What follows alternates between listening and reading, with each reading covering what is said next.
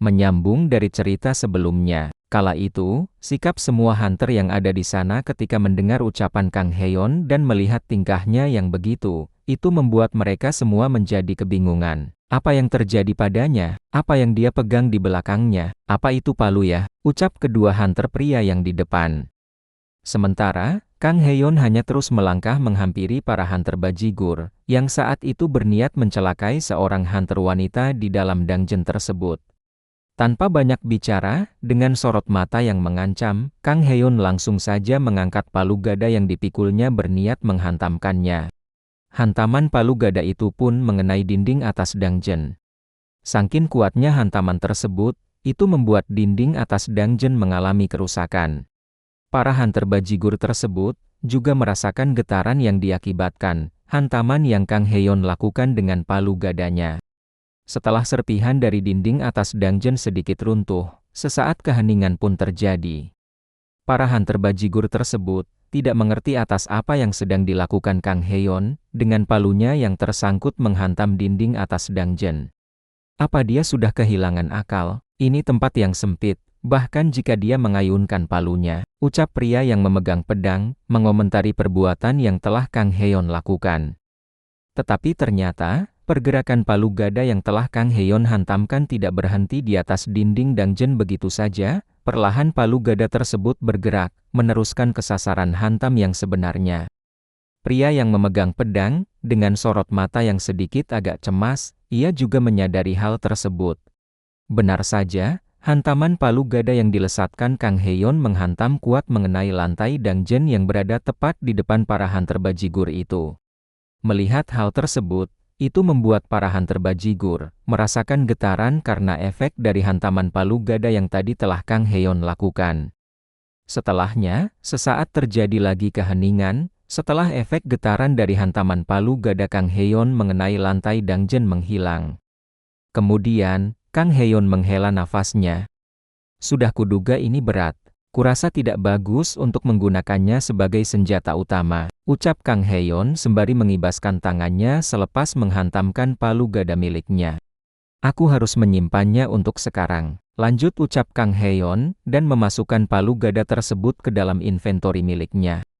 Melihat tingkah yang dilakukan Kang Heon, itu membuat orang-orang yang melihatnya menjadi semakin bingung. Haha, dia tiba-tiba memamerkan kekuatannya, jadi aku penasaran siapa dia, tapi tampaknya dia tidak tahu situasinya kan? Setelah pria tersebut berbicara seperti itu, ia pun mulai melakukan pergerakan. Kau berani meletakkan senjatamu di depanku, lanjut ucap pria yang memegang pedang, sembari melesat berniat menyerang Kang Heon. Habis kau, ucap lagi pria tersebut, tetapi seketika, ada sebuah hantaman yang sangat cepat menyasar ke wajahnya. Akhirnya pria itu pun menerima hantaman yang baru saja Kang Heon lesatkan. Wajah pria tersebut menjadi bonyok, terkena telak tampolan Kang Heon. Sesaat kemudian, pria yang bonyok tadi sudah terkapar, tepat di hadapan Kang Heon. Melihat hal tersebut, teman-teman pria yang tadi terkapar, menjadi sangat kaget. Setelahnya, tampak rambut pria yang baru saja terkapar itu, dijambak Kang Heon. Dan, Kang Heon pun mengambil pedangnya. Lalu, menodongkannya ke leher pria tadi. Sekarang, dasar kriminal bajigur, berikan semua yang kalian punya, ucap Kang Heon dengan ekspresi wajah yang mengancam. Melihat tindakan yang Kang Heon lakukan, itu membuat para hunter pria bajigur, menyebut Kang Heon sebagai orang yang tidak waras. Namun, pria yang menggunakan senjata tombak, menjadi sangat geram atas kelakuan Kang Heon yang menyandra salah seorang dari kelompoknya. Tiba-tiba, ia melompat melesat ke depan Kang Heon. Semuanya serang, dia juga sendirian, teriak pria yang memegang senjata tombak, memberikan instruksi kepada semua teman-temannya untuk menyerang Kang Heon. Kau menyerang meskipun aku punya dia sebagai sandera, tampaknya mereka tidak peduli kalau kau dihabisi ya. Siapa namamu? Ucap Kang Heon dan menanyakan nama orang yang disanderanya itu. Kim Kyu-sik, jawab pria tersebut, memberitahukan namanya. Dan setelahnya, tiba-tiba Kang Heon melepaskan pedang yang tadi ia todongkan ke leher pria yang bernama Kim Kyu-sik. Tiba-tiba, tanpa belas kasihan Kang Heon meremas bagian tubuh pria yang disanderanya dengan sekuat tenaga. Sontak saja pria itu pun merasakan kesakitan yang teramat sangat sakit dari cengkeraman Kang Heon. Melihat yang telah diperbuat Kang Heon kepada temannya, membuat pria yang memegang tombak, yang akan menyerang Kang Heon menjadi sangat terkejut. Aku akan membalaskan dendammu Kyusik, sekarang, serang, ucap lagi Kang Heon setelah merusak kejantanan pria tersebut sembari melemparnya ke arah pria yang akan menyerang Kang Heon. Pria yang bernama Kim Kyusik itu pun sembari terlempar, ekspresi wajahnya sudah tidak karuan. Ia menangis karena merasakan sakit akibat kejantanannya telah dihancurkan Kang Heon. Dan kemudian, pria yang tadi sempat maju menyerang Kang Heon, tak sempat mengelak, akibatnya ia terhantam tubuh Kim Kyusik yang baru saja Kang Heon gunakan sebagai senjatanya. Lalu, orang tersebut pun terkapar tepat di depan Kang Heon dan juga rekan-rekannya yang lain.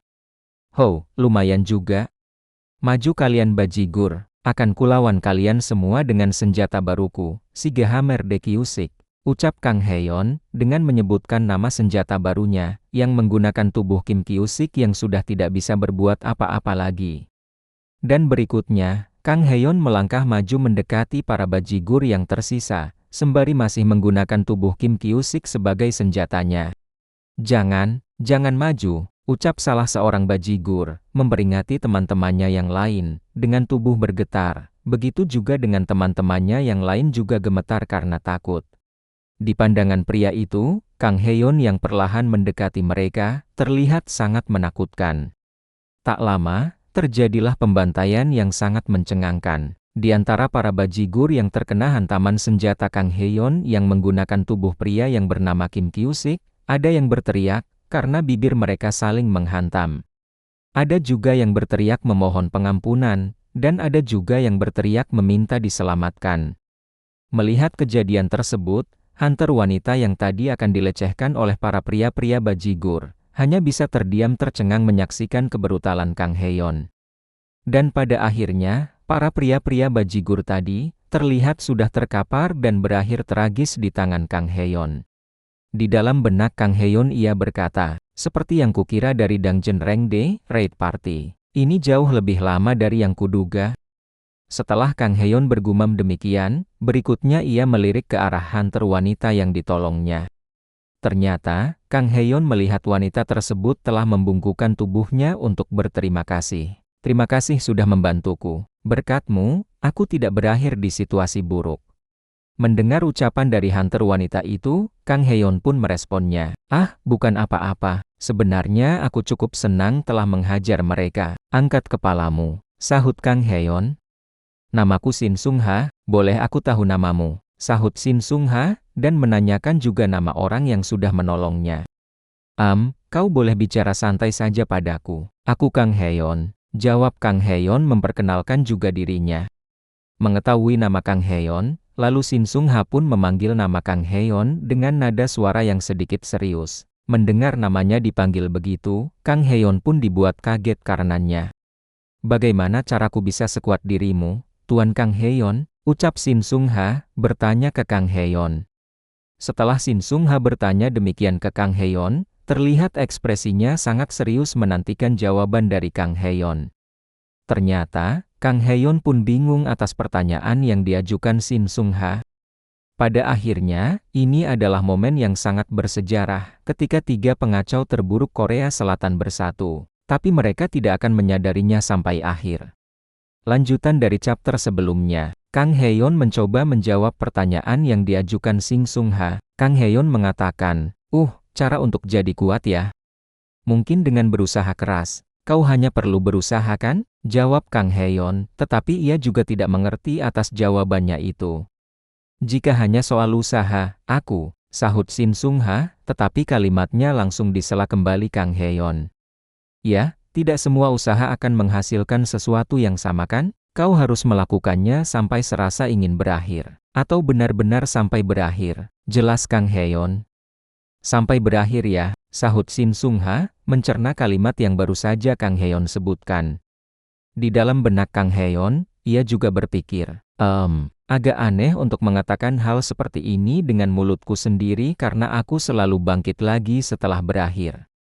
Dan setelahnya, Kang Heon pun akan pergi meninggalkan Shin Sung-ha. Kalau begitu, berhati-hatilah. Perlakukan mereka semaumu, terserah mau kau habisi atau ampuni. Ucap lagi Kang Heon sebelum ia pergi meninggalkan Shin Sung-ha. Saat itu, Shin Sung-ha hanya diam, sembari melihat punggung Kang Heon yang perlahan pergi menjauh. Sesaat sebelum Kang Heon memasuki lorong di depannya, tiba-tiba ia berhenti.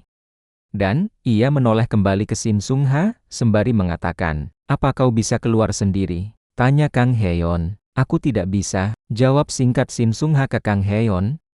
"Bukankah kalau begitu biasanya kau akan meminta tolong?" Gumam Kang Heon, menilai kondisi Shin Sung-ha, tetapi pada saat itu Shin Sung-ha hanya diam saja. "Aku ingin membantu, tapi aku tidak bisa keluar sekarang. Aku kesini untuk menyelesaikan dungeon ini," terang Kang Heon ke Shin Sung-ha. "Kalau begitu, apakah aku boleh menemanimu, Kang Heon Nim?" Sahut Shin Sung-ha menawarkan dirinya untuk mengikuti Kang Heon. Mendengar permintaan tersebut, itu membuat Kang Heon sedikit kaget dan bertanya-tanya sendiri di dalam benaknya.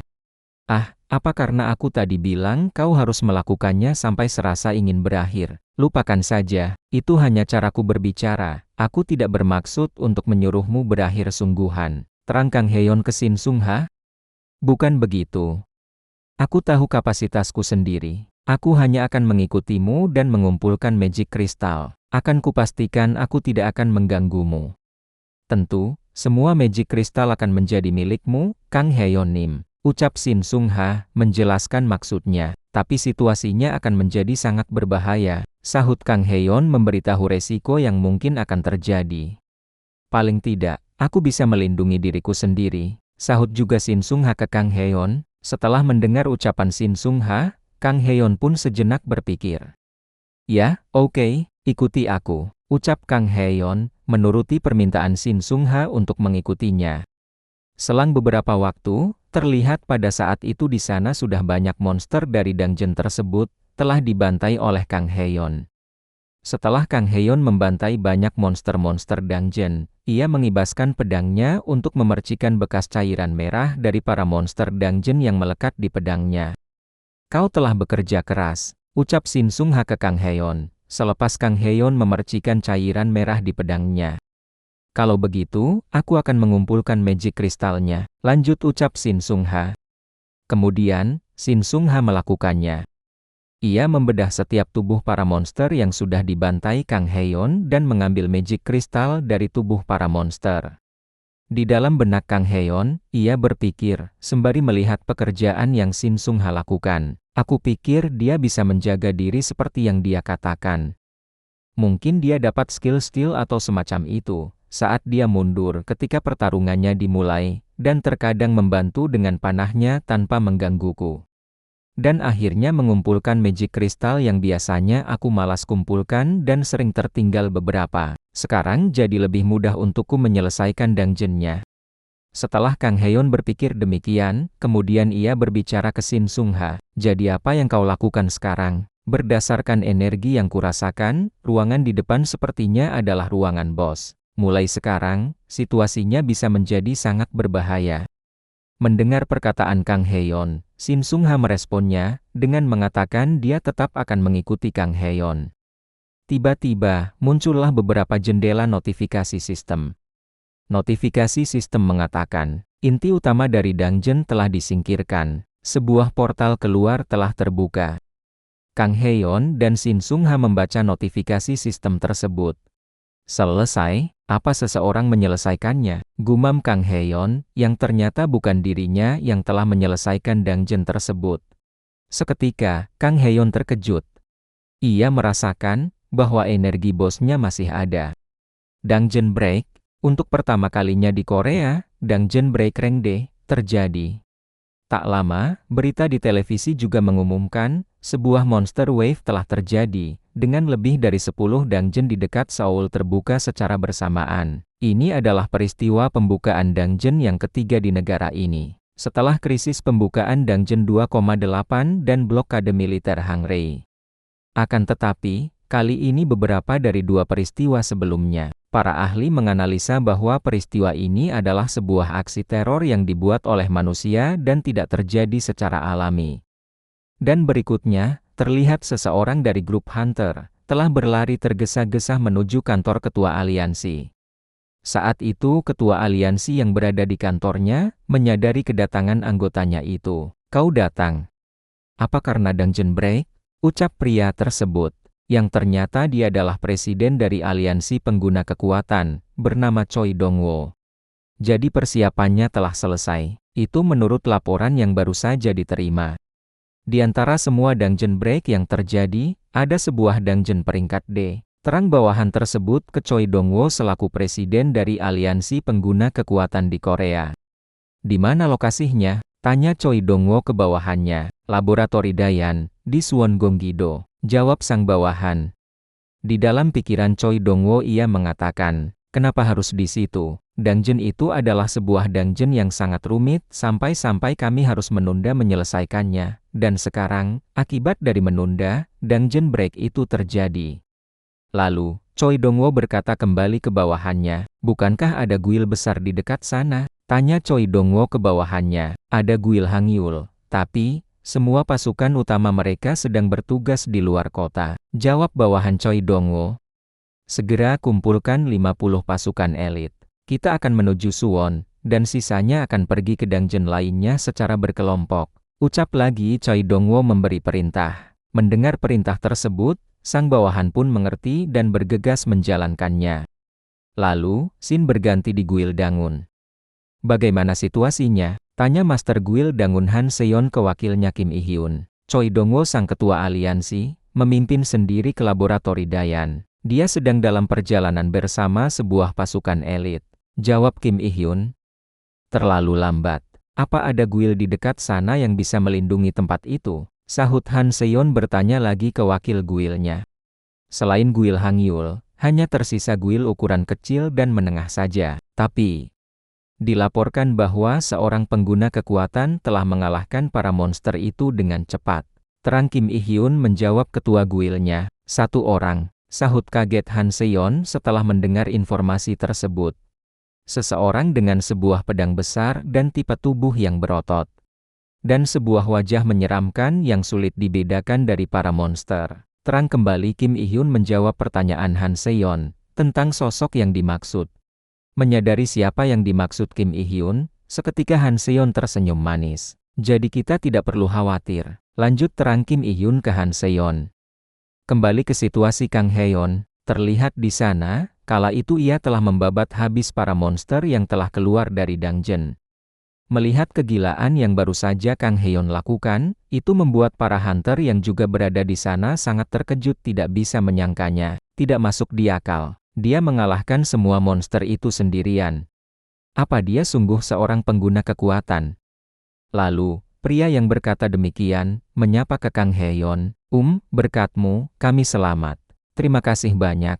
Bagaimana bisa kami membalasnya?" Mendengar ucapan terima kasih dari orang tersebut, Kang Heon membalas ucapan itu dengan nada suara yang dingin. "Pergi dari sini," sahut Kang Heon. Mendengar jawaban begitu dari Kang Heon, itu membuat orang tersebut kaget bercampur bingung. "Aku bilang pergi dari sini. Jika kalian tidak cepat lari, kalian semua akan berakhir," sahut lagi Kang Heon dengan ekspresi wajahnya yang mengancam. Walaupun begitu, orang tersebut dan juga semua orang yang ada di sana masih tidak mengerti atas situasi yang sangat membahayakan yang mungkin akan terjadi. Di saat yang sama, Kang Heon juga melihat sesuatu di dekatnya. Tapi, retakannya masih belum tertutup juga. Pasti masih ada bos monster yang tersisa di dalamnya, pikir Kang Heon di dalam benaknya, membaca situasi yang terjadi kala itu. Bersambung, jangan lupa supportnya teman-teman, dengan cara di like ya, nantikan terus part selanjutnya. Terima kasih.